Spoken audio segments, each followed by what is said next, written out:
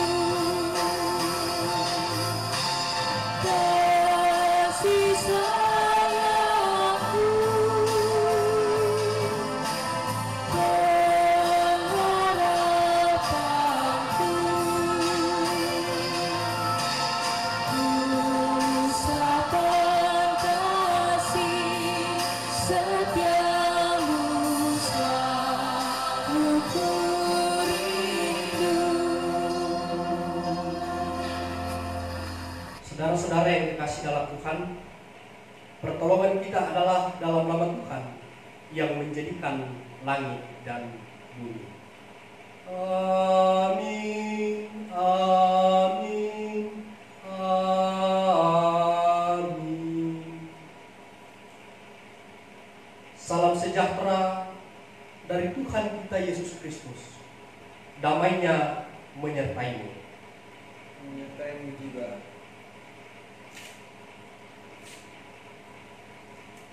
Kita bersyukur hari ini kita masih diberikan kesempatan oleh Tuhan untuk menikmati waktu karunia-Nya. Tetapi kita masih saja terus berkancang dalam dosa. Kita rajin beribadah, memuji-muji dan memanggil nama Tuhan. Tetapi kita juga masih menyimpan dalam hati kita amarah, iri hati, dengki, kesombongan, dendam yang membuat hati kita dan sesama terluka. Kita tidak menghargai pengorbanan Tuhan Yesus bagi kita. Hari ini firman Tuhan diperdengarkan kepada kita. Janganlah keraskan hatimu, karena itu bertobatlah, akuilah segala lakumu di hadapan Tuhan.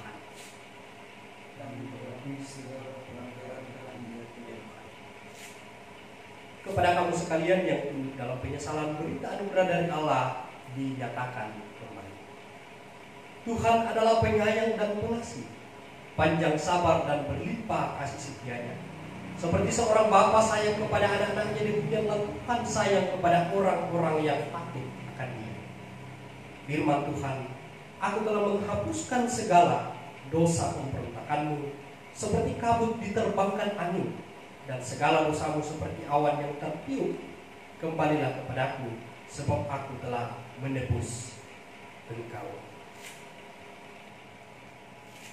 Telah kutemukan dasar kuat.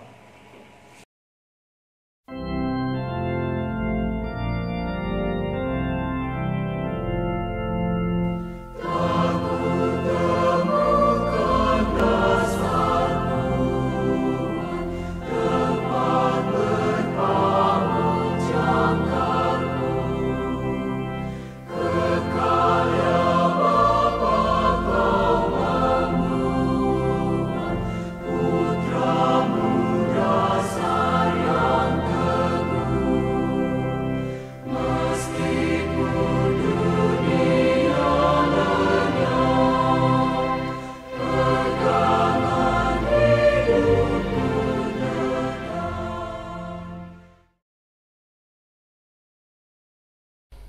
Untuk pembacaan Alkitab, mari saudara-saudara kita berdoa. Kepadamu ya Tuhan, kami bersyukur karena Tuhan selalu memberikan kesempatan bagi kami untuk terus beribadah kepadamu. Lewat kesempatan saat ini ya Tuhan, kami akan membaca dan merenungkan firman-Mu. Berkati kami semua, biarlah firman-Mu boleh kami baca dan renungkan secara bersama-sama.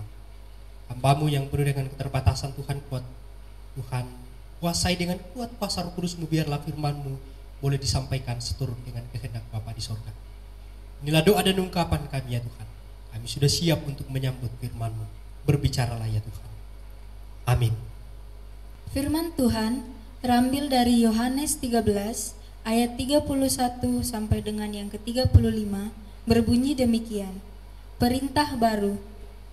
Sesudah Yudas pergi, berkatalah Yesus, "Sekarang Anak Manusia dipermuliakan dan Allah dipermuliakan di dalam Dia. Jikalau Allah dipermuliakan di dalam Dia, Allah akan memuliakan Dia juga di dalam dirinya, dan akan mempermuliakan Dia dengan segera. Hai anakku, hanya seketika saja aku ada bersama kamu. Kamu akan mencari aku, dan seperti yang telah kukatakan kepada orang-orang Yahudi, ke tempat aku pergi, aku tidak mungkin kamu datang. Demikian pula aku mengatakan sekarang juga kepada kamu. Aku memberikan perintah baru kepada kamu, yaitu supaya kamu saling mengasihi, sama seperti aku telah mengasihi kamu, demikian pula kamu harus mengasihi. Demikian semua orang akan tahu bahwa kamu adalah murid-muridku, yaitu jikalau kamu saling mengasihi." Amin. Firman Tuhan. Hosiana.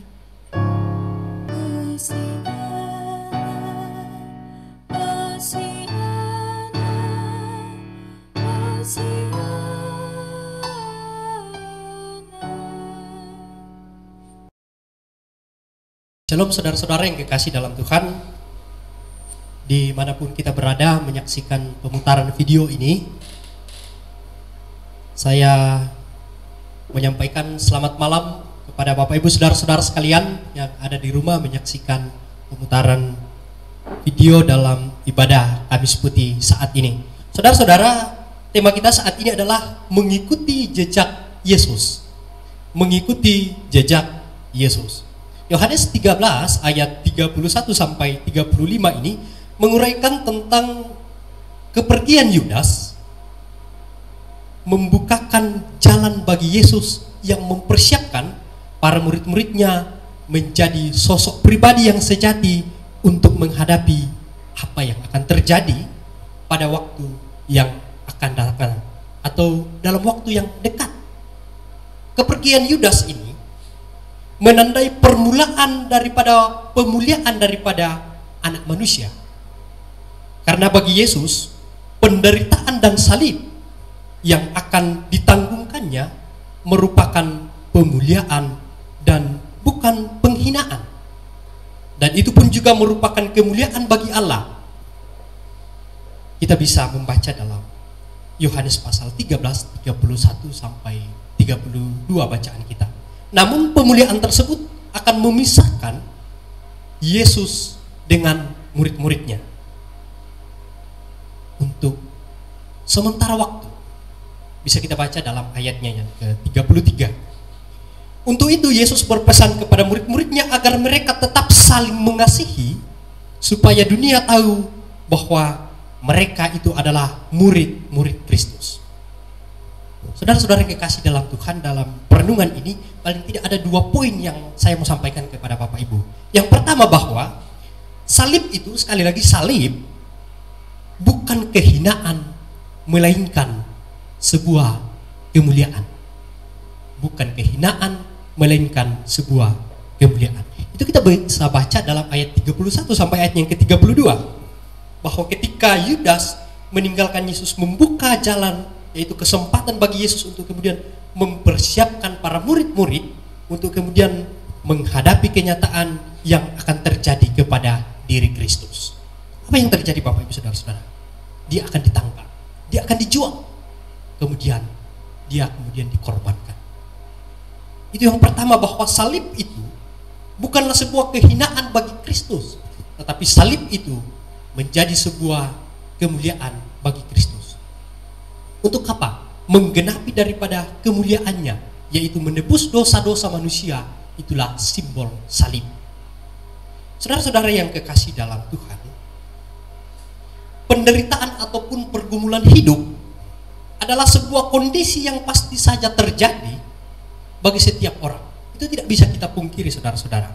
Namun tidak semua orang sama dalam menghadapi daripada situasi pergumulan kehidupan itu.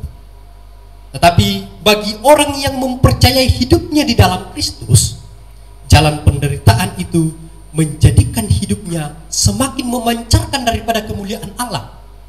Sekali lagi, memancarkan kemuliaan Allah. Karena ia sanggup berdiri teguh menjalankan dan menjalani dalam hidup keyakinannya bahwa Yesus telah mengalahkan penderitaan melalui salib tadi itu. Sekali lagi, Yesus menjadi patron bagi dirinya, bahwa Yesus telah mengalahkan daripada salib itu. Dan dalam pengharapan yang demikian, kita juga diyakinkan bahwa Tuhan sanggup mengubah air mata menjadi mata air. Air mata diubah menjadi mata air, menjadi sebuah oase kehidupan bagi kita, saudara-saudara. Itu yang pertama, Bapak Ibu Saudara, bahwa salib bukan sebuah kehinaan, melainkan sebuah kemuliaan. Bagaimana sebuah air mata itu bisa diubah menjadi sebuah mata air. Itu yang pertama, saudara-saudara. Yang kedua, rupanya dari bacaan kita tentang bagaimana kita mengikuti daripada jejak Kristus ini, mengikuti jejak Yesus ini, yang kedua yang kita pelajari adalah saling mengasihi berarti menjadi sebuah kesaksian hidup tentang Kristus. Jadi kalau kita mengasihi, itu merupakan sebuah kesaksian tentang Kristus, Bapak Ibu Saudara-saudara. Bahwa kasih adalah bagian dari hidup manusia, karena tanpa kasih, manusia tidak mengalami hubungan yang indah antara dirinya dengan sesamanya, atau diri kita dengan Tuhan. Karena itu tanpa kasih manusia akan kelihatan hampa, akan kering. Saudara-saudara, di dalam kasih terjadi sebuah kedekatan batin antara manusia dengan sesamanya dan manusia dengan Tuhan. Saudara-saudara yang kekasih dalam Tuhan, dalam hidup ini tentunya ada pesan-pesan hidup yang mau dinyatakan dalam hidup kita. Kristus mengatakan, aku akan memberikan perintah baru kepada kamu, yakni saling mengasihi, supaya dunia tahu bahwa kamu adalah murid-muridku. Itu jelas pada ayat yang ke-34 dan 35, Bapak Ibu Saudara-saudara. Mengapa saling mengasihi disebut Yesus sebagai perintah baru? Sementara itu jauh sebelumnya para murid telah mengenal konsep dan dia mengenal tentang kasih. Sebagaimana yang dituliskan dalam Ulangan pasal 6 ayat 5 dan Imamat pasal 19 ayat 18, permulaan pesan perpisahan dengan muridnya. Konteks Yesus memperkenalkan standar kasih yang baru adalah ketika permulaan pesan perpisahan dengan muridnya. Pada kenyataannya, pada murid merasa telah mengabdi dengan setinggi-tingginya kepada Tuhan melalui pelayanannya bersama Yesus. Namun kasih yang dimaksudkan Yesus sebagai perintah baru adalah cakupan jauh lebih luas daripada apa yang mereka telah lakukan. Ukuran kasih yang dimaksudkan perintah baru adalah sama seperti Kristus telah mengasihi mereka. Itu berarti bahwa kasih yang sifatnya perintah baru adalah kasih yang berkorban. Sekali lagi, kasih yang berkorban. Kata berkorban menunjuk kepada pengertian tentang ada sebuah imbalannya. Kasih seperti inilah yang terjadi dalam diri Kristus, atau kasih agape. Kasih agape, kasih yang rela berkorban demi sahabatnya. Kasih yang hadir di saat sahabat dalam pergumulan. Kasih seperti ini tidak terjadi dalam diri Petrus dan Yudas. Mereka justru berkhianat ketika Yesus sedang dalam pergumulan. Tapi Kristus memperlihatkan kasih agape. Dia merangkul. Dia menebus dosa kita, Bapak Ibu Saudara-saudara. Semoga perenungan ini menjadi sebuah penguatan bagi kita, saudara-saudara yang kekasih dalam Tuhan.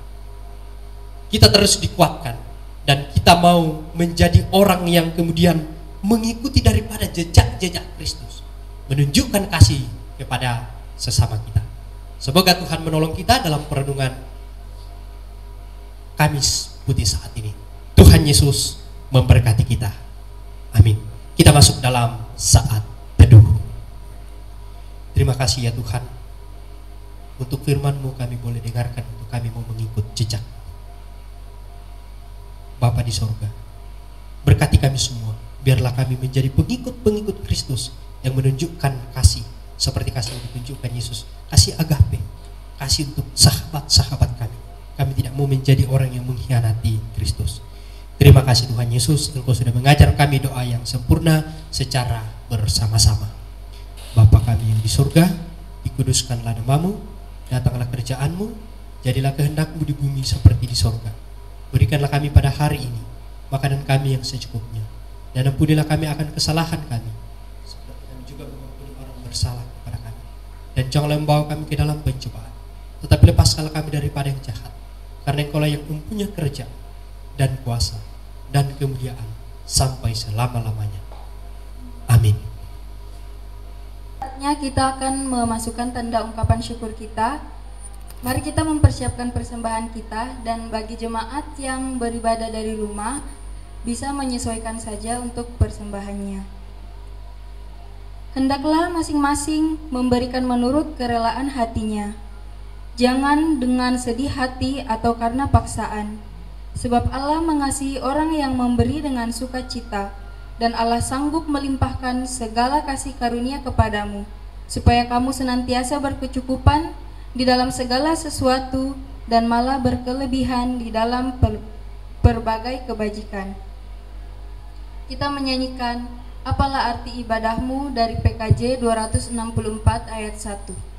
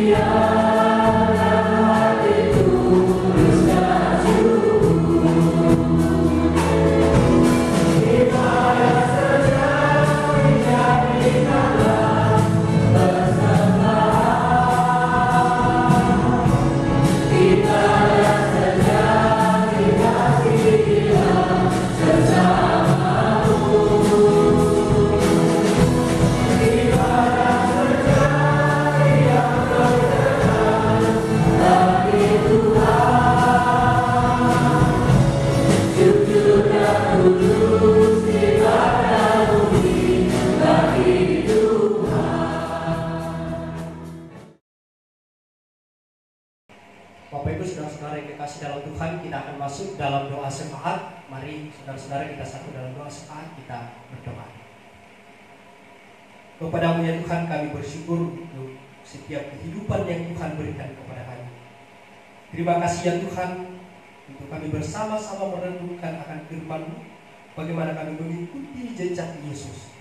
Terima kasih Tuhan, kami akan menjadi orang-orang yang akan mengikuti jejak-jejak langkah Tuhan.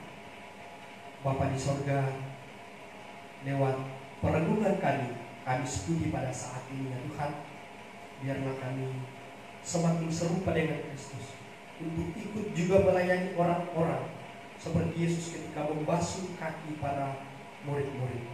Terima kasih Tuhan. Bapa di sorga, kami berdoa, kami bersyukur untuk kesempatan yang Tuhan berikan kepada kami, untuk kami diberikan kesempatan boleh beribadah kepada-Mu. Juga kepada segenap jemaat yang ada di rumahnya Tuhan, Tuhan tetap berkati. Kami terpisah oleh jarak ya Tuhan, namun hati kami tetap tertuju kepada Tuhan. Bapa di surga, biarlah ketulusan hati kami untuk beribadah kepada-Mu Tuhan melihat sebagai sebuah kemurnian yang Tuhan mau kami digunakan untuk menjadi pemberita-pemberita firman-Mu. Bapa di surga, kami berdoa untuk negara kami yang sementara bergumul untuk menghadapi wabah penyakit virus pada saat ini ya Tuhan. Kami terus berharap kepada-Mu ya Tuhan bahwa Engkau sumber pemulihan bagi kami, sumber penghapus dosa bagi kami ya Tuhan, sehingga pergumulan kami cepat dipulihkan. Dan kami berdoa kepada Tuhan, Tuhan menguatkan kami semua sehingga hidup kami hari-hari ke depan kami boleh dipulihkan dari pergumulan hidup kami ya Tuhan. Bapa di surga, kami berdoa untuk esok ya Tuhan, kami akan masuk dalam ibadah Jumat Agung dan kami akan rangkaikan dengan perjamuan kudus ya Tuhan. Biarlah roti dan anggur menjadi tanda dan materai bagi kami sebagai tubuh dan darah Kristus yang akan menyatu dalam tubuh kami, sehingga kami selalu teringat bahwa Kristus selalu ada dalam kehidupan kami. Bapa dalam surga, ini doa kami, ini ungkapan syukur kami, syafaat kami ya Tuhan. Kami sampaikan beralaskan anak Yesus Kristus, itulah Tuhan dan Juru Selamat kami yang hidup. Kami berdoa bersyukur kepada Tuhan Bapa di surga. Amin. Saudara-saudara, kita mendengarkan petunjuk hidup baru dari Yohanes pasal 13 ayat 34 sampai 35. Aku memberikan perintah baru kepada kamu, yaitu supaya kamu saling mengasihi sama seperti aku telah mengasihi kamu, demikian pula kamu harus saling mengasihi. Dengan demikian semua orang akan tahu bahwa kamu adalah murid-muridku, yaitu jikalau kamu saling mengasihi. Marilah, marilah, hai saudara.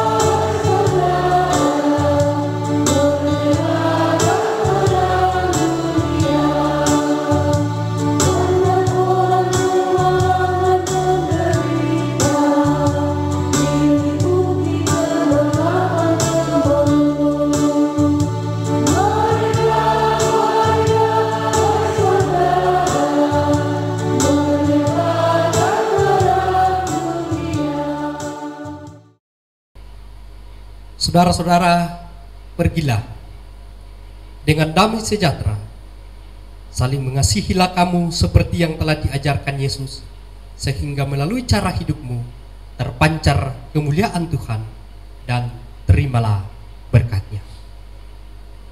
Tuhan memberkati engkau dan melindungi engkau. Tuhan menyinari engkau dengan wajah-Nya dan memberi engkau kasih karunia. Tuhan menghadapkan wajah-Nya kepadamu dan memberi engkau damai sejahtera. Amin, amin, amin.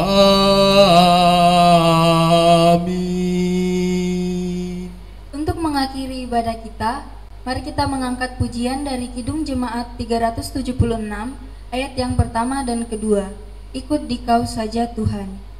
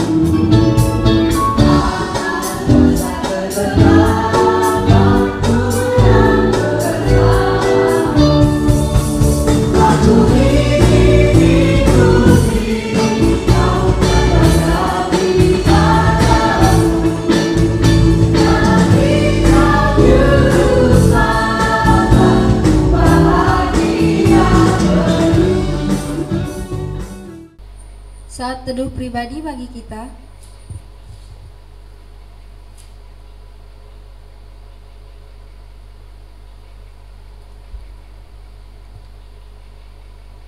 Demikianlah ibadah kita.